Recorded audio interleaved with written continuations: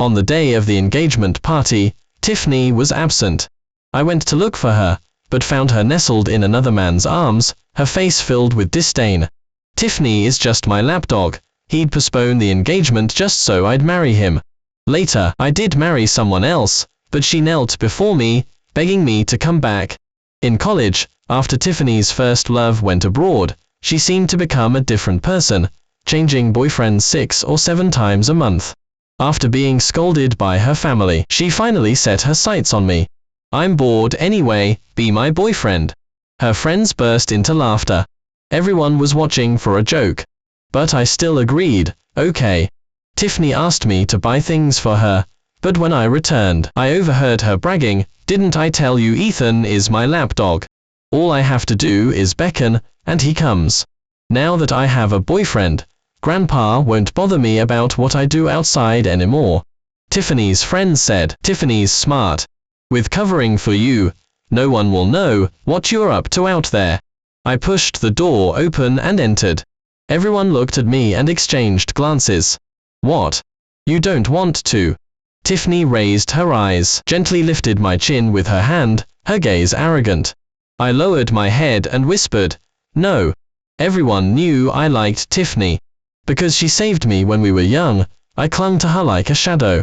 When she pursued boyfriends, I helped write love letters. When she pursued boyfriends, I woke up at 4 to make her homemade breakfast. In everyone's eyes, my love was as lowly as dust, something anyone could step on. Our family and the Hayes family are old family friends. Our family business has always been supported by the Hayes family. After saved me, my mom said, "Tiffany saved your life, from now on, your life belongs to Tiffany." My dad said, "Tiffany is such a good kid. Ethan, you must repay her well." After becoming Tiffany's boyfriend, I still felt like her sidekick. While she practiced in the dance studio, I had to wait outside. If any other young man approached, she wouldn't even glance at me. If the weather was too hot and no one came over, she would take the clothes I was holding for her, frowning slightly, "It's this hot, and you can't even get me ice water." I knew Tiffany was secretly seeing many other boyfriends. She would also buy her boyfriends limited edition sneakers, knit handmade scarf, and various gifts. Everyone mocked me, mocking me for being a shield. One day, she sent me a boy's contact information. "He's very clingy, can you deal with him?" I was pregnant with his child before, and he kept insisting on taking responsibility. I instantly froze. I couldn't believe it. "You were pregnant?" She rubbed her forehead. "Yeah, this guy is too annoying. I already took care of the baby. You handle the rest." How am I supposed to handle this? I can't do this. It was the first time I refused Tiffany's request. "You are my boyfriend. If you don't handle these things, who will? Come on, none of these men could ever threaten your position." The boy demanded $500,000, or he would publicize the whole thing. He threatened to reveal Tiffany's unfaithful conduct and that she had his child. He also had various videos of Tiffany, which he would release if I didn't pay. I didn't have $500,000.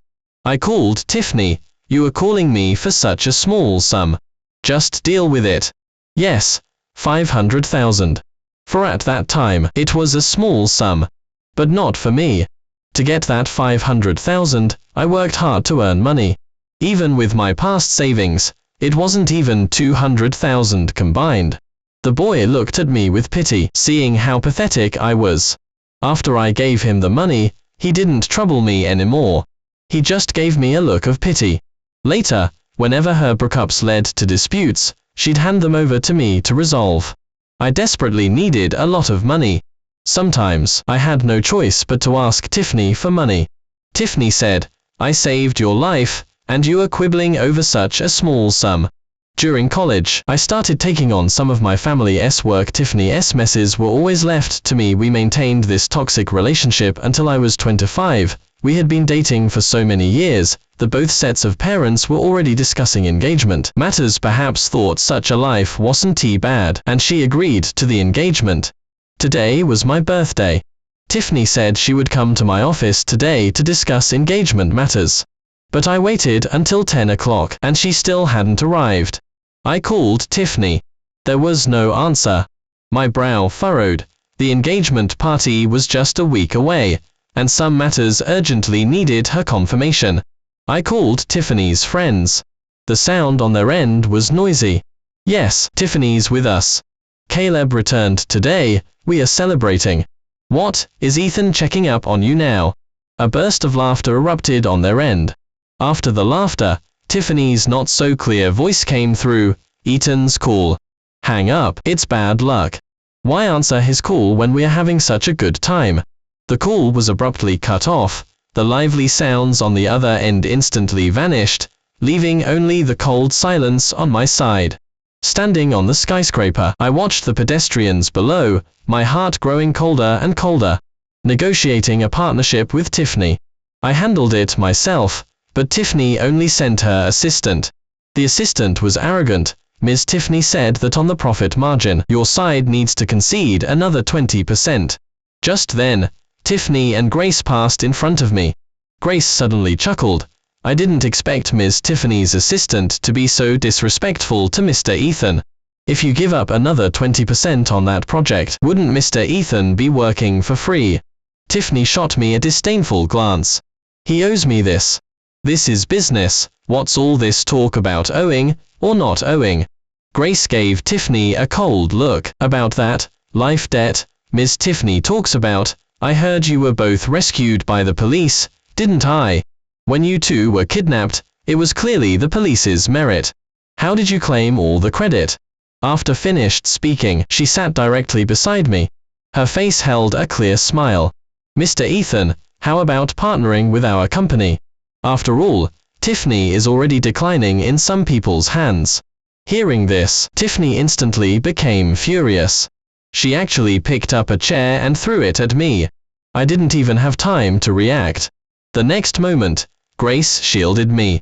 I heard Grace let out a muffled groan. My eyes reddened. Tiffany, what are you doing? Why drag others into something between us two? Seeing me dare to retort, Tiffany lifted the chair again, intending to throw it at me. Grace wiped the blood from the corner of her mouth, and struggled to stand up. Go on, throw it at me. With my current worth, let's see how many times you, the Tiffany heiress, dare to hit me. Tiffany put the chair down and turned back to the office. As usual, she instructed me, Ethan, deal with this. This incident still alarmed Grandpa and my parents. Grandpa advised me, Ethan, Tiffany has a bit of a temper. But you also know that Tiffany developed bipolar disorder after saving you. Sometimes she just can't control her emotions. When he mentioned the life debt, and I saw Grandpa's cautious demeanor, I thought of that little girl again. When we were kidnapped together, I was terrified. When the abductors came in, full of rage, discussing beating me up, she spread her arms, and stood in front of me. If you are going to hit someone, hit me.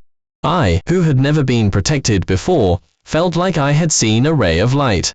Tiffany later told me that her grandpa taught her that girls should also learn to protect those around them. When there's trouble, girls should also stand up to protect the weak. After we were rescued together, she continued to be very kind to me. At that time, after I was rescued, even my own parents didn't pay attention to my psychological issues. It was she who noticed and took me to the hospital to see a psychiatrist, helping me gradually overcome my fears and move towards a brighter future. Later, when I didn't have money for breakfast, she would always bring an extra portion from home. If students at school bullied me, she would give them a good beating and warn them off. Afraid that someone might bully me on the way, she would wait for me every day and have her driver send me home first. That little girl. She was truly very, very good to me. But everything changed after I witnessed her failed confession to a boy. She said it was all because of me, her lapdog, her sidekick, that she got rejected. Now, that little girl's face had faded from my thoughts. I personally went to apologize to Grace. Grace demanded that the project with Tiffany be switched to a partnership with her company, and she would no longer pursue Tiffany's actions. After a tiring day, I returned home, feeling utterly exhausted. She has bipolar disorder, so when she hit me, it was because she couldn't control her emotions. But when she swung the chair, wanting to hit Grace, she controlled herself. She just couldn't control herself from wanting to hit me. She just thought I was easy to bully.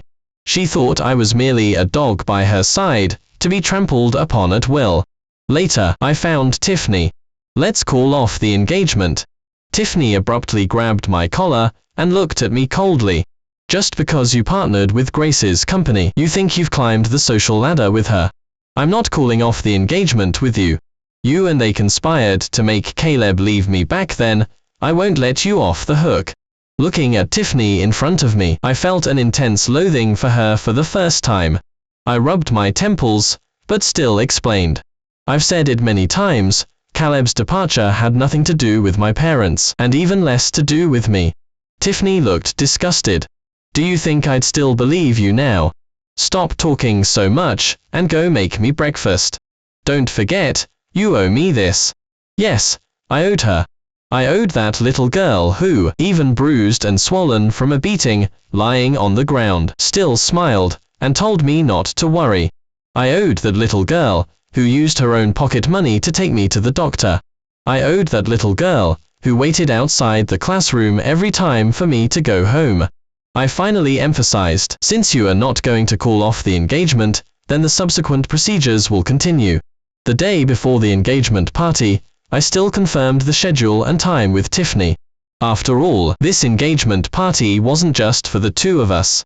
It was also to host many business elites, so nothing could go wrong. But on the day of the engagement party 10 o'clock Tiffany didn't show up, and wasn't answering her phone. Her friends' phones were also unreachable. 12 o'clock Tiffany's phone was off. I stood alone on the engagement party stage, smiling and apologizing to the guests. My apologies. Tiffany had a minor car accident on the way today, and couldn't make it.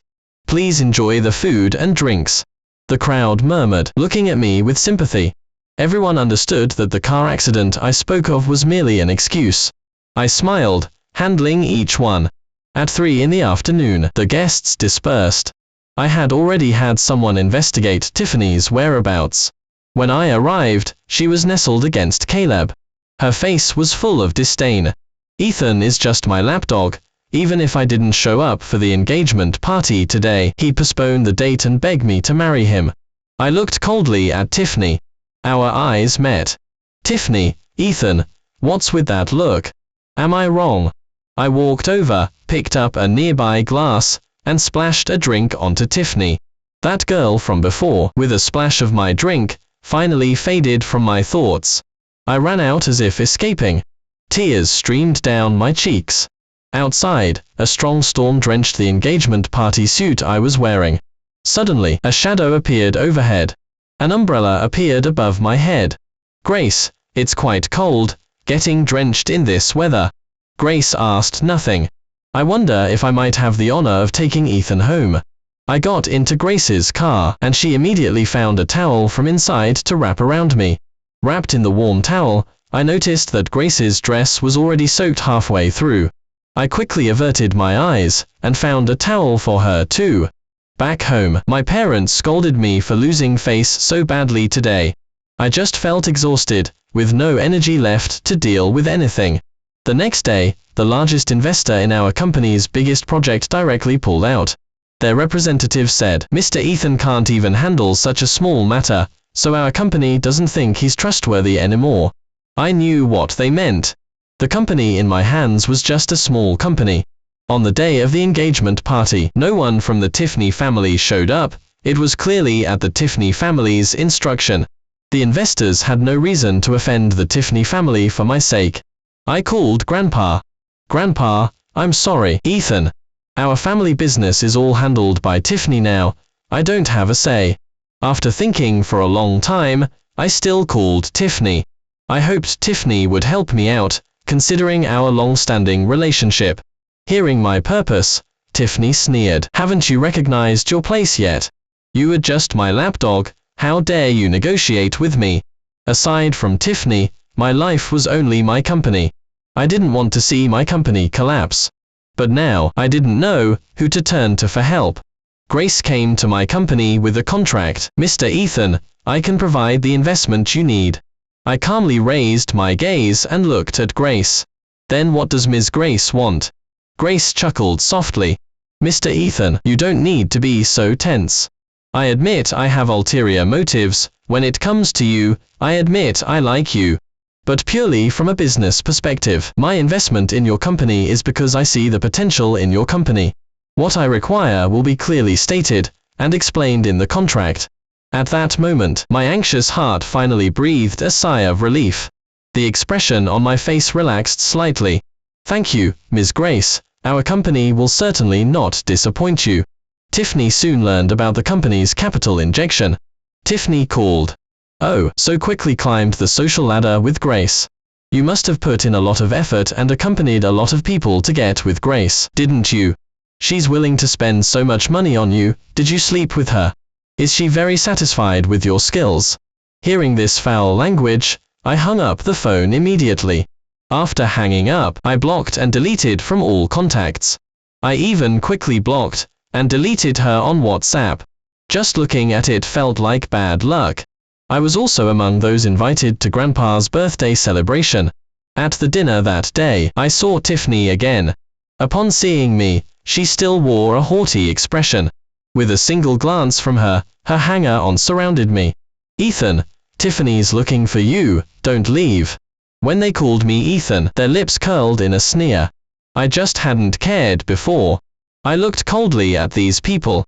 Before I could speak, Tiffany approached, surrounded by her admirers. She and Grace were at odds, so today she specifically wore casual clothes, even wearing slippers. Tiffany, I admit, what I said that day was a bit much. After all, we know Grace's character. She's famously aloof and doesn't get involved with men. Even if you wanted to sell yourself, she wouldn't have you. How about this? As long as you apologize and try hard to win me back, I'll agree to get engaged to you. I didn't want to cause trouble at the Vance family residence, so I prepared to walk around them. Grace suddenly appeared from behind and linked her arm through mine. I turned around, and she gave me a, "Don't be afraid" look. Ms. Tiffany, I'm afraid you no longer have a chance. I'm currently pursuing Ethan, and compared to me, I think Tiffany wouldn't be interested in someone as promiscuous as you. Grace specifically paused on the words, promiscuous. Tiffany's eyes reddened upon hearing this, as if she were about to rush forward and hit me. Grace's expression was calm. Does Tiffany intend to cause trouble at the Vance family residence? Tiffany's eyes were bloodshot, and she clenched her fists. Finally, she fiercely kicked the table. Unexpectedly, the Vance family's table was not to be trifled with. With one kick, she actually tore off her toenail, and blood flowed freely. Tiffany's face turned pale from the pain. She squatted down sadly, holding her foot. She looked up at me. Ethan, I'm hurt. Come quickly and help me with this. I looked down at Tiffany, my gaze cold. Before, whenever I saw her, hurt and wronged, I would think of the little girl who saved me back then. No matter how angry I was, I'd always prioritize her. Now, I just turned and walked away. Tiffany's hanger-ons all exchanged glances. Tiffany, what should we do? Tiffany's expression remained haughty. What do you mean, what should we do? I'll just wait here for Ethan. I'm injured, could she possibly just leave with Grace? Tiffany's friends couldn't help but ask, didn't Tiffany leave with Grace? Tiffany, he went to find a doctor for me. Don't I know him? I'm injured, he'll definitely be worried about me, and felt for me. Grace and I walked away, and I couldn't hear what Tiffany said afterward. Grace stood with me on the balcony for a long time, with guards outside to ensure Tiffany wouldn't bother me again. After the dinner ended, Grace personally drove me home. I'm sorry, Tiffany. I really couldn't get away today given the situation. This kind of problem won't happen again. I, who had never received much affection since childhood, suddenly felt an immense panic at that moment. Grace's soft hand suddenly rested on my head, and gently ruffled my hair. I was a bit dazed from the petting. I don't want the boy I like to be wronged. You don't need to feel embarrassed. My heart ached so. This is what it felt like to be liked. I heard that day, Tiffany waited at the dinner until everyone had left, still not departing herself. She had someone inquire about my whereabouts, and only then learned that Grace had already taken me away. I heard that night she threw a huge fit at the Vance family residence. It was Grandpa who came to take her back. Grace often came to our company, using the pretext of collaborating with us. Each time, she would bring snacks, or Legos that boys liked, or small gadgets that interested boys. They weren't expensive, so I couldn't easily refuse. After discussing business, I thought of the Vance family dinner a few days prior. I'm sorry for the trouble Tiffany caused at your home. It was all because... Before I could finish my apology, Grace's warm, slender fingers suddenly covered my lips. This intimate gesture made me a bit dazed. Grace seemed to realize that such an intimate gesture was inappropriate, and quickly withdrew her hand. I looked up, and saw that the tips of her ears were faintly red. She paused for a moment, then quickly said, "Tiffany made a mistake. Why should you apologize? She couldn't control her emotions. She's the one who should apologize." I was slightly taken aback. For so many years, I had followed Tiffany around, accustomed to apologizing. Grace said coldly, "She's just a spoiled person. If the Tiffany family doesn't educate her, others will naturally help. Her problems stem from her family's poor upbringing and have nothing to do with you. You two are inherently different individuals. Don't apologize for her actions anymore." Something stirred within me. No one had ever told me that before. After I was rescued, everyone told me to take good care of Tiffany. When made mistakes at school, she would always find me to take the blame. When she made a mistake, I would apologize. Because she saved me, everyone told me that it was my duty. So, Tiffany and I were two different individuals. I didn't have to apologize for her actions. After was no longer in my life, everything started moving in a better direction. Just as I breathed a sigh of relief, Tiffany came to my company with some people to discuss a partnership. People from Tiffany were as bossy as ever. Tiffany's assistant poured a glass of plain water directly onto my assistant. "What is Ms. Tiffany doing drinking plain water? Is this how your company entertains Ms. Tiffany?" My assistant, bowing subserviently, said, "Ms. Tiffany, whatever water you'd like, I'll get it ready immediately." When I entered, the young man was almost in tears. I felt as if I was instantly looking at my past self. I told my assistant, "Go change your clothes. You have the rest of the day off." I gave Tiffany a cold glance. She looked much more haggard than before. It was then that I realized, no matter where I was before, I would always see Tiffany first. Now, it took me this long to even notice her. "Mr. Ethan wants to discuss a partnership. Let's hear it." I sat down casually in a chair. Ailtha's assistant was somewhat displeased with my attitude. She still took out the contract. "This contract is much better than before. Your company won't lose out," the assistant said, looking down her nose at me. I smiled. Right, this time it didn't make me lose money, but I wouldn't make any profit either. Do I look like such a fool? As I spoke, I directly called the security downstairs to come and remove them. Seeing my actions, Tiffany's eyes reddened. She looked at me coldly, her expression arrogant, tilting her head back. "Ethan, if you agree to partner with me, we can go back to how things were," she said, as if granting a favor. "Ethan, this is my last chance for you. I dare not take Miss Tiffany's offer." As soon as I finished speaking, the security guards had already come upstairs. "Escort these people out. From now on, please don't let unauthorized personnel into the company." Tiffany's face was filled with disbelief. She couldn't believe that I actually called security to remove her embarrassment, and rage instantly surfaced on her face. I hid behind the security guards, and Tiffany didn't dare to make a move. It was then I realized that Tiffany was not so formidable after all. "Ethan, don't be ungrateful." She was escorted out by the security guards. As she reached the door, she still yelled inside, "Tiffany, I hope you don't regret this." The next day, Grandpa sent someone to invite me for lunch. Lunch was ordinary. We also chatted about everyday things. Finally, Grandpa said, "Tiffany said she wanted to partner with your company, and you refused her. I know Tiffany acts very impulsively, so you, Ethan, still need to take care of her. Tiffany is also because..." Grandpa hadn't finished his last sentence when I directly interrupted him.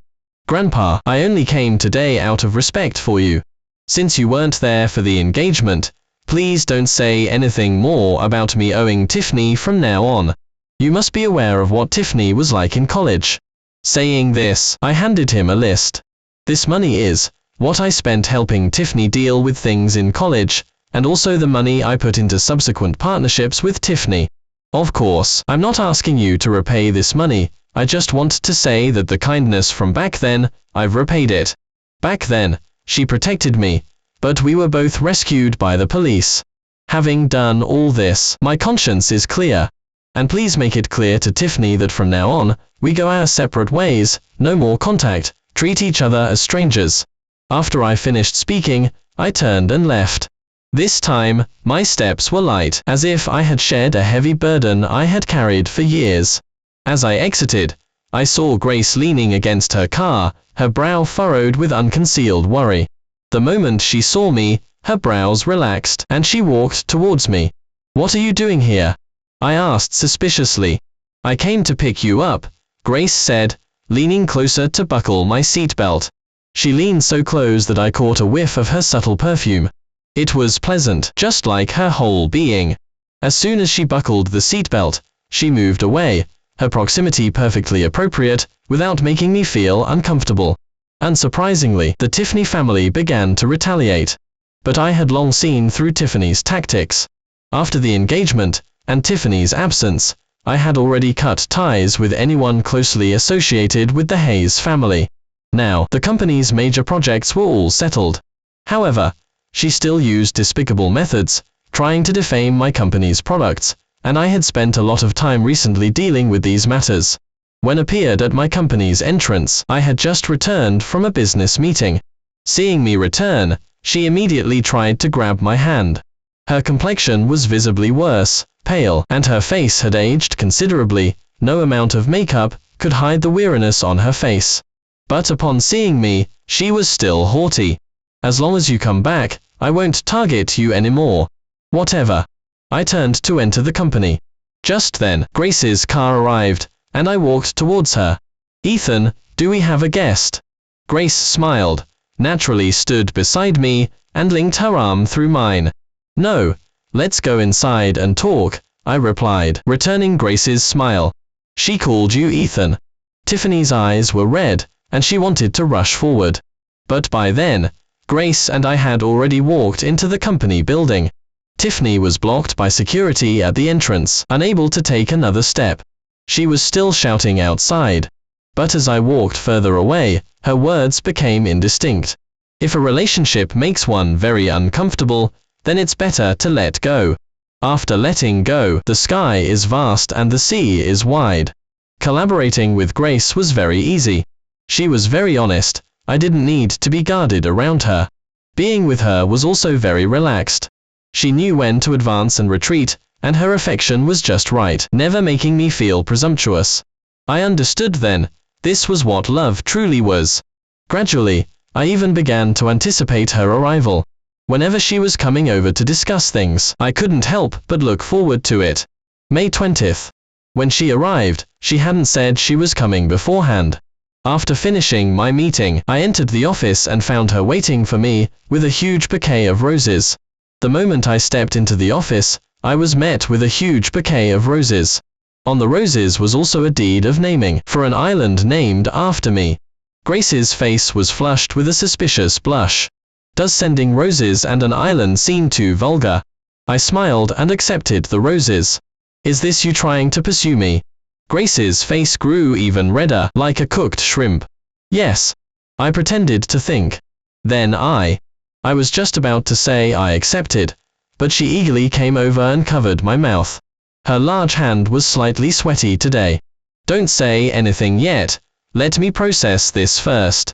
Grace, who dominated the business world, was actually nervous at this moment. I didn't say anything more, letting her compose herself. I picked up the authorization papers on the roses. Next time, let me be the one to give you these. I saw that Grace's hands were trembling. She was truly so pure. When I was Tiffany's boyfriend before, I could never find her. Now that I don't want to see Tiffany, she always appears before me. Her hair was messy, and her eyes were stubborn. The moment she saw me, her eyes turned red, as if she was about to rush forward. Grace took my hand and stood beside me. Holding her hand, I felt an incredible sense of security. This was the woman I wanted to protect for the rest of my life. Tiffany glared at me fiercely. Do you think Grace's feelings for you are genuine? Do you think she lines marry you? She has a think. She's just playing with you. Grace nervously squeezed my hand and quickly explained. I did have a fiancé before, but I only found out recently myself. It was just a joke between our elders when we were kids. I've already made it clear to them. Her anxious expression was a stark contrast to Tiffany, who was clearly enjoying the spectacle. I thought such a small matter didn't need to be told to you. You are not angry, are you? Grace asked cautiously. I squeezed Grace's hand back. No. I walked away, holding Grace's hand, a faint hint of sweat forming in my palm. I looked up at Grace, a warmth spreading in my heart. Love is protection, understanding, and never humiliation. I softly said, Grace, I love you.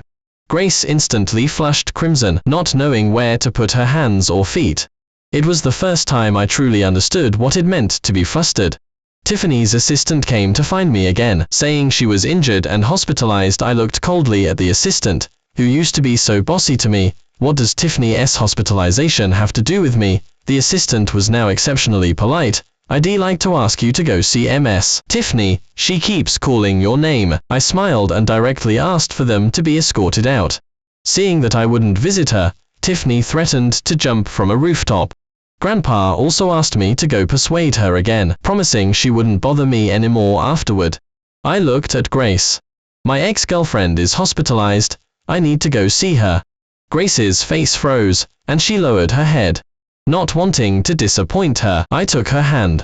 My current girlfriend will come with me.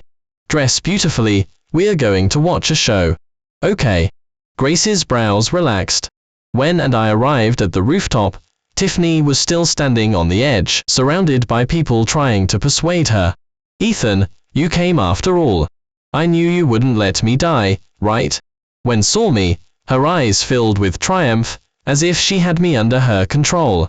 Too bad. The next second she saw Grace walking behind me. As walked up the stairs, I took her hand. Tiffany, what do you mean by this? Do you want me dead? Now, you won't even try to appease me anymore. If it were before, I would have already felt for her. But now, holding Grace's hand, I said, for all these years, I was the one being bullied, and I've managed to move on and live a new life. Why can't you? Look at the state of your company under your management. And you are still threatening suicide. Tiffany, don't make me look down on you. Hearing this, Tiffany flew into a rage and rushed directly towards me.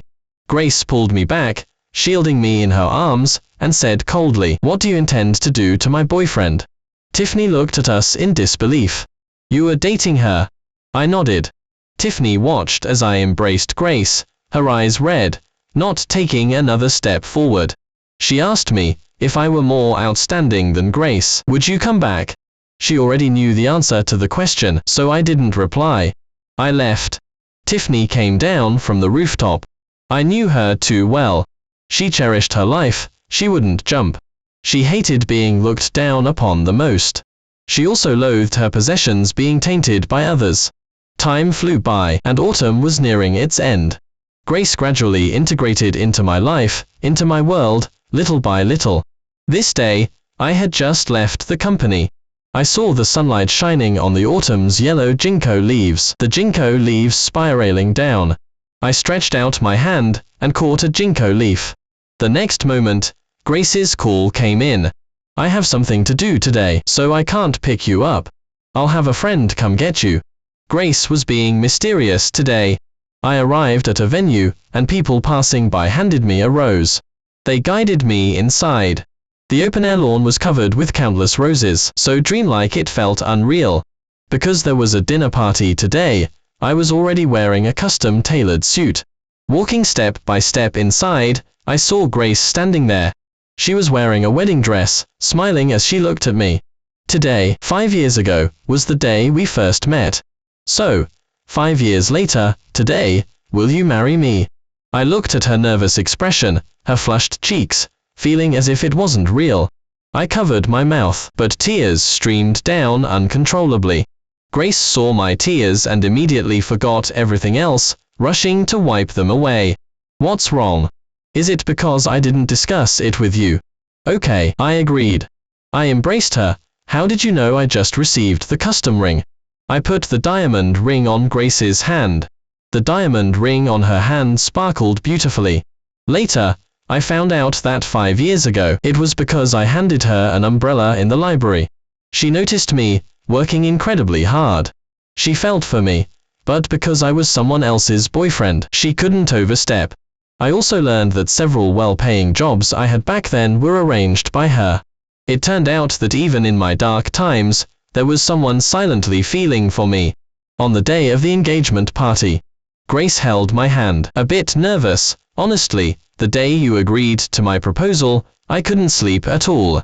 I even thought of names for our child. I was so afraid that if I was a moment too slow, you'd be snatched away by someone else. I squeezed Grace's hand back, embraced her, and gently kissed the corner of her lips. Don't worry. Grace's parents were even easier to get along with than I imagined, and they were very enthusiastic towards me. The engagement party began, and I had just stepped onto the stage.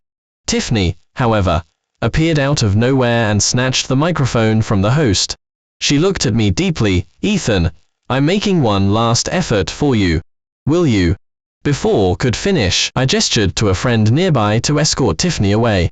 My friend was also very annoyed with Tiffany.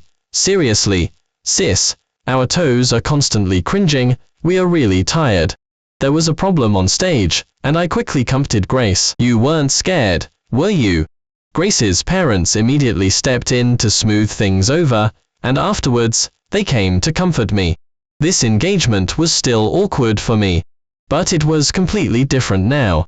I looked at Grace, and my lips couldn't help but curve into a smile. Being with the right person makes the whole world feel bright. Tiffany waited at the door, refusing to leave. Afraid she would cause more trouble, I still went to see her with Grace. Tiffany, her face full of deep affection, knelt on one knee and took out a ring. Ethan, will you marry me, please? Please, marry me. I've only just realized that I truly can't live without you. I truly love you. Are you still angry about the Caleb situation? I actually stopped liking him a long time ago. I only hung out with him to make you angry. I slapped Tiffany's ring away. Tiffany, this isn't love.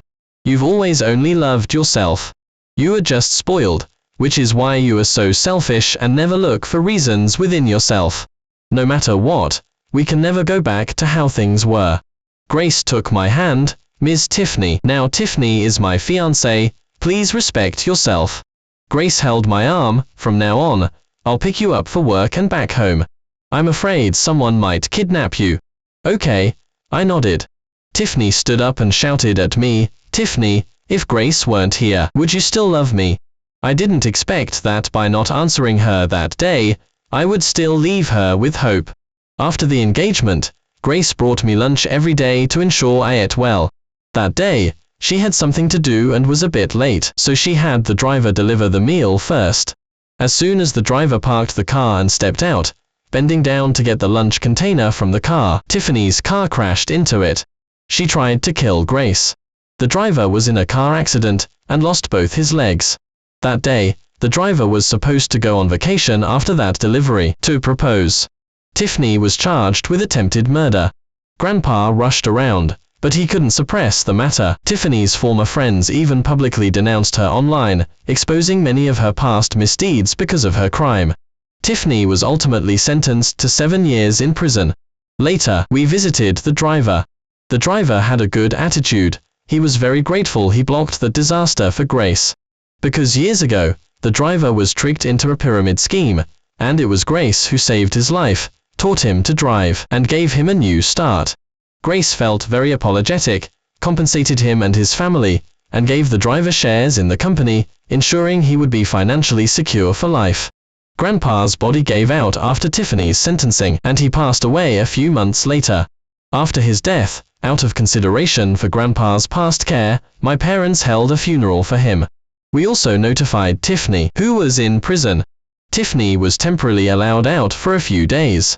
On the day of the funeral, everyone had left, but Tiffany was still sitting in front of her grandpa's tombstone. The rain was drizzling. "You should head back. You'll run out of time soon," I reminded her. Tiffany looked up, her face bewildered. "Ethan, a rotten person like me, is there still a chance?" "There's still a chance. 10 years ago, in such a desperate situation, we were rescued. There's a chance now, too. I seem to see the shadow of that young girl again." She murmured softly, "Ethan, but this time, I'm the only one in the darkness. Who will save me?" Later, I heard Tiffany committed suicide. Those things had no connection to me anymore. Grace gently caressed her abdomen, asking me happily, "What do you think our child's name should be?"